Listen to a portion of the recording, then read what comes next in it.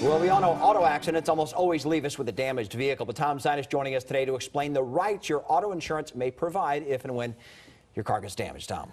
Derek, you know, when it comes to vehicle damage claims, there's a lot of words that people use and get thrown around, and I thought, you know, it might be helpful to kind of define what one of the odd ones. Tort? Mini tort? The mini tort. Yeah, what's right? that all It about? sounds like a small pastry. Right? I'll take two of those mini torts with a cup of hot tea. Yeah, there you go. Unfortunately, when it comes to insurance coverage, this is really small. Yeah. Okay, so what is it?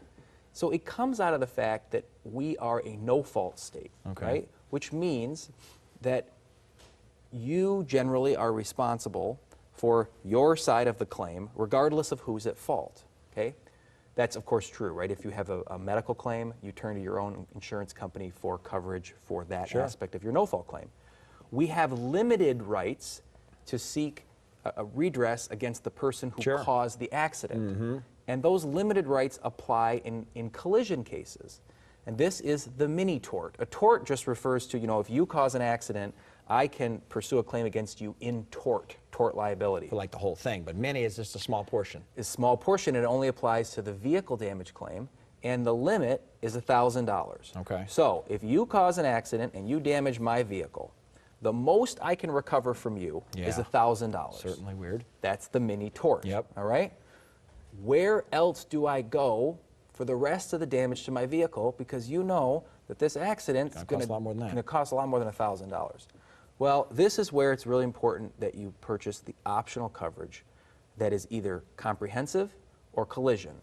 And these are both forms of coverage that are designed to insure the asset that is the car, because you have to turn to those forms of coverage to get your vehicle repaired or to get a replacement vehicle.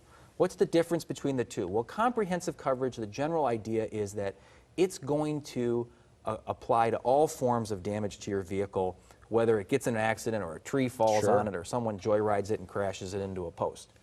Collision coverage is just designed to protect your vehicle if it's in an accident with another car or on its own, right? So those are the optional coverages, and everybody should have them if they have any value in their vehicle.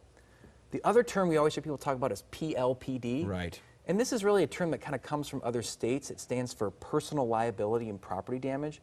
It isn't really a term, a meaningful term in Michigan, because in Michigan, what is required for minimum coverage is no-fault coverage and liability.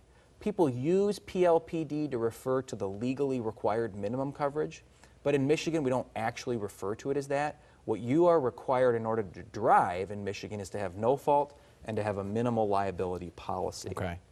So if you think you have PLPD, then what you probably don't have, you probably don't have comprehensive or collision coverage. So it's just one of those things that you want to make sure you don't miss, and hopefully if you do miss it, your agent will remind you. Because, of course, as with so many things we talk about, Derek, once it's too late, it's too late. We hear politicians talk about it a lot for sure, and we shall see if things change. But for now, good to know the information. How do people track you down? They can find us, give us a call, West Michigan, 616-301-3333. You can find us online at www.sinusdramus.com or shoot us an email at info@sinusdramus.com. Awesome. Thanks, Tom. Thanks for having me.